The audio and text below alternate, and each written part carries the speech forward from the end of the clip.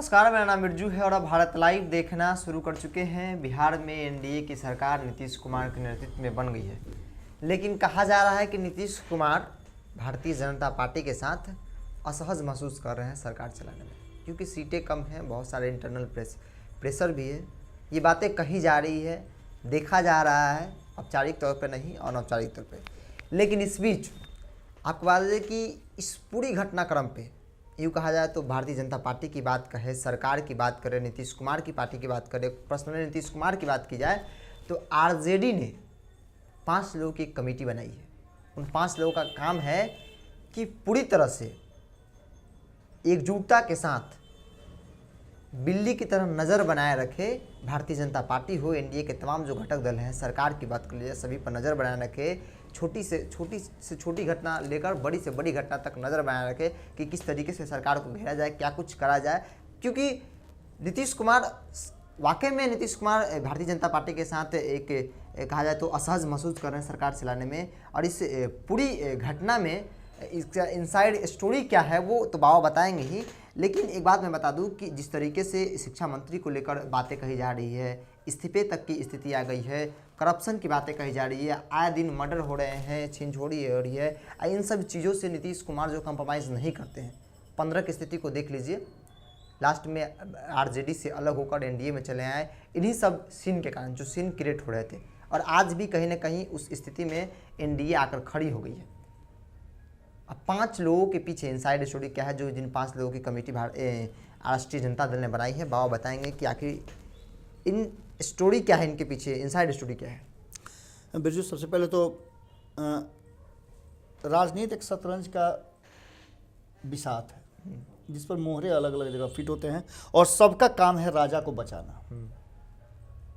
बिहार में चुनाव की प्रक्रिया पूरी खत्म हो गई है, सरकार के गठन 17वीं लोकसभा की शुरुआत भी लगभग हो चुकी है। 23 तारीख से सदन की कार्रवाई भी शुरू हो जाएगी विधानमंडल की। इसके लिए प्रोटेम स्पीकर भी चुने गए हैं। लेकिन आपने इन सब बातों के बीच में देखा होगा कि नीतीश कुमार का चिर परिचित अंदाज जो है जीत के बाद जो उनके चेहरे पर नजर आता है, या फिर सरकार गठन के बाद जो आता है, वो उनके चेहरे से गायब है।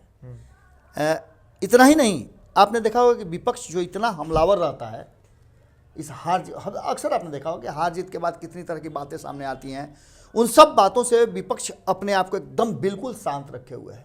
इस बीच में बहुत सारी बातें भारत लाइव ने इनसाइड स्टोरी और इंटरनल स्टोरी बहुत सारी बातें बताई थी, जिसमें से एक कहानी हमने ये बताई थी, कहानी नहीं ये हकीकत थी कि हार के बाद जो मंथन चल रहा था महागठबंधन के अंदर में, उसमें कहीं ना कहीं आरजेडी को लग रहा था कि इस हार के पीछे वोट नहीं है, सीट कम होना नहीं है, बल्कि इसके पीछे कहीं ना कहीं एक प्लानिंग है, जो प्लानिंग करके आरजेडी को और महागठबंधन को हराया गया है।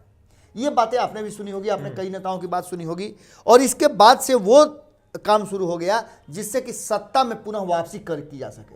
इसके 3-4 ऐसे कारण थे जिसको वापस करने की बात चल रही थी। आज भोरे भोर में हम इन्हीं सब बातों को लेकर के आपके सामने हाजिर हुए हैं कि आखिर जो सामने से नजर आ रहा है और जो बिछाए हुए हैं शतरंज के मोहरे, और राजा को वहां से हटा करके दूसरे राजा को स्थापित करने की बात है, ये कहानी रची जा रही है। और इस कहानी में पूरी तरह से दिल्ली में बैठे हुए तेजस्वी यादव पूरी पटकथा लिख रहे हैं और उनकी टीम उसमें काम करना शुरू कर चुकी है। हमने आपको बताया था कि कुछ नेता हैं जिन लोगों को फील्डिंग के लिए लगा दिया गया है। अब तो स्थिति यह है कि जब आरजेडी वहीं नजर आ रही है जहां जदयू में कहीं ना कहीं कोई घालमेल या कोई गड़बड़ी या कहीं कोई चर्चाएं शुरू हो जा रही हैं।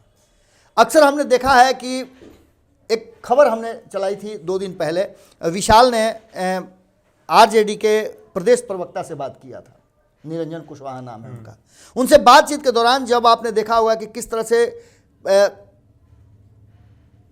इस पूरे मामले में तेजस्वी यादव के बाद, मनोज झा के बाद और भी कई नेताओं के बाद अब लालू प्रसाद ने भी इंटरेस्ट लिया है। लालू प्रसाद के बयान आने का मतलब होता है कि बिहार की राजनीति में कुछ न कुछ अलग से होना, क्योंकि लालू प्रसाद अब बहुत कम बयान देते हैं, बहुत कम बातें कहते हैं और सोशल मीडिया के माध्यम से वो अपनी बातें रख रहे हैं। मेवालाल मुद्दे को लेकर के जितना गरमाया गया उसको, ये मामला त्रिकोणीय मुद्दा था। पहला मुद्दा कि आखिर इस समय में इस मामले को क्यों गरमाया गया, इसलिए गरमाया गया कि उन्हें शिक्षा विभाग से जुड़े हुए कई ऐसे मामले हैं जिन पर उन पर आरोप लगाए गए थे और शिक्षा विभाग ही उन्हें देने की बात हुई, तब यह मामला गरमाया। पहली बात। दूसरी बात कि सुशील मोदी, जिन्हें मंत्रिमंडल से और नीतीश कुमार से दूर रखा गया, उनसे जुड़ा यह मामला था। और जब जब सुशील मोदी के हाथ से उनकी कुर्सी छीनती है, तब तक कई मामले और कई ऐसे जो पुराने गड़े मुर्दे हैं उखड़ने शुरू हो जाते हैं। 2015 से भी उखड़ने शुरू हुए थे, जो 2017 में सरकार बदल गई थी।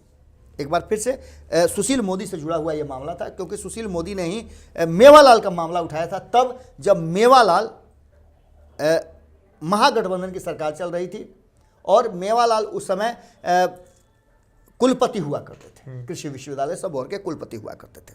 सारे सबूतों के साथ गए थे, ये सब बातें हम आपको बता चुके हैं। लेकिन इस मामले को लेकर के एक तरफ जहां भारतीय जनता पार्टी के लोग खोज रहे थे कि कहाँ है मेवालाल, पुलिस भी तलाश कर रही थी, नहीं मिले थे।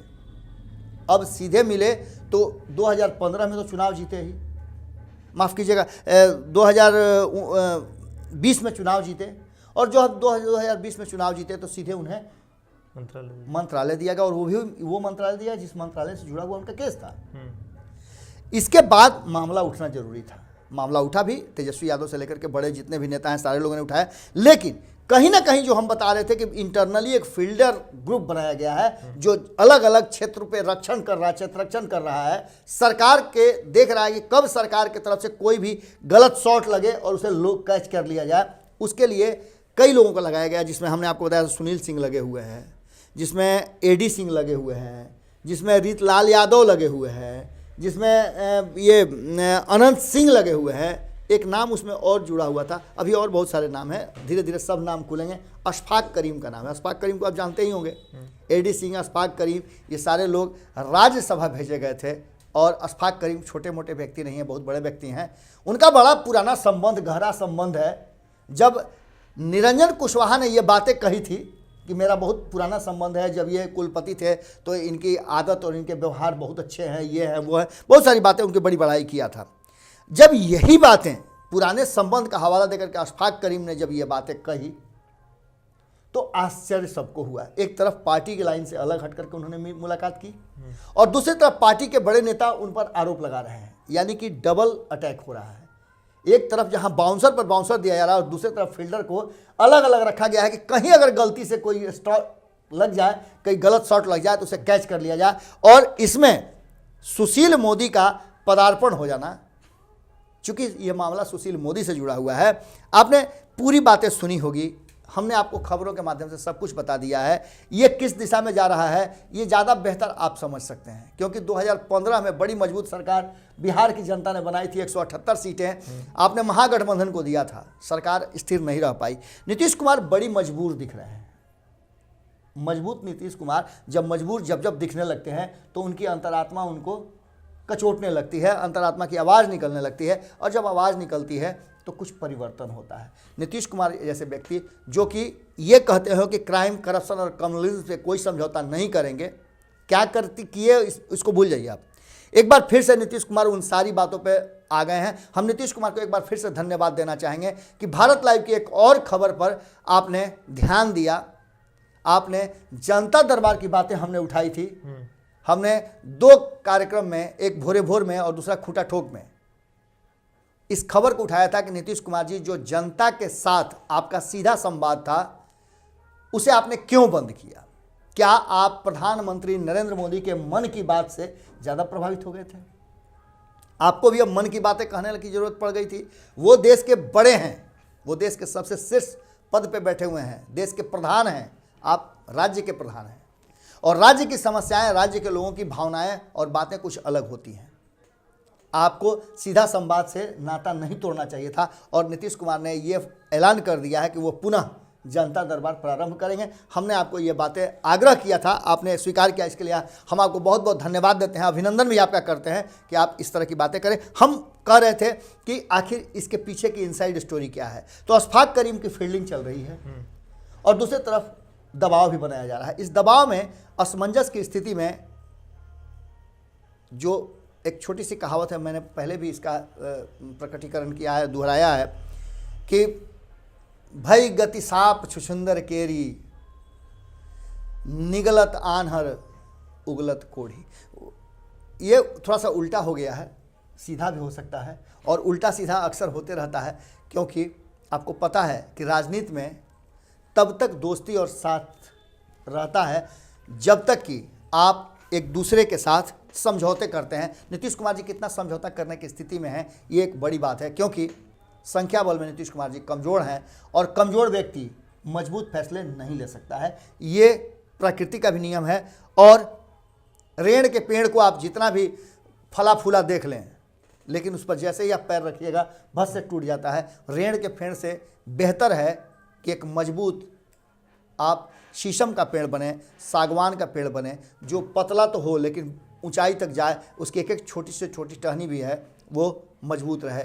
एक रास्ता बन रहा है और ये रास्ता कहीं ऐसा ना हो कि बहुत जल्द बिहार में परिवर्तन का रास्ता बन करके आए। इसी बात को लेकर के हमने आपको एक जो भीतरिया खबर थी वो खबर आपको दिखाने का प्रयास किया था, और इस खबर में एक बात तो तय नज़र आ रही थी कि कहीं ना कहीं जिस तरह की फील्डिंग, जिस तरह की बातें आरजेडी कर रही है, महागठबंधन कर रहा है, उसमें जितनी भी बातें आप कर लें, लेकिन उन बातों के बीच में जो बातें सामने आ रही हैं वो इतना तो ज़रूर कह रही है कि बिहार कहीं ना कहीं एक उस मुहाने पर खड़ा है जहां एक सरकार बनी है, उसकी अभी शपथ ग्रहण हो चुकी है और इसके बाद अब सदन की कार्रवाई शुरू होनी है।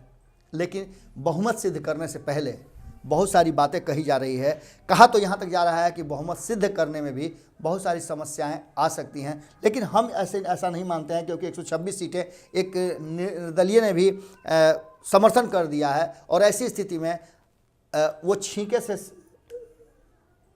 छींके से हंडिया के टूटने वाली बात है। देखना होगा कि इस इंतज़ार में कब तक इंतज़ार करना पड़ेगा, या फिर 5 साल तक ये सरकार चलती रहती है। लेकिन फील्डिंग बहुत टाइट है, और इस फील्डिंग में बाउंसर जो लगातार पिता पुत्र लालू प्रसाद और तेजस्वी यादव बाउंसर पर बाउंसर फेंक रहे हैं, अभी तक नीतीश कुमार डक करते जा रहे हैं, लेकिन हो सकता है कि इतना बाउंसर पड़ रहा हो कि जिससे कि वो कभी भी थोड़ा सा विचलित हो जाए और कोई गलत स्ट्रोक मार दें तो फील्डिंग करने के लिए पूरे मैदान में तेजस्वी यादव ने फील्डर खड़े कर दिए हैं। फील्डर का नाम बहुत सारा है, हमने आपको बताया ही। आगे इस पर और भी बातें हम करेंगे, और भी इंटरनल सोर्सेज से हम लेकर के खबरें आ रहे हैं। देखिए, तो बाबा ने बताया इनसाइड स्टोरी, कहीं हद तक आप समझे ही होंगे, या नहीं तो दोबारा फिर देख लीजिए, समझ जाइएगा।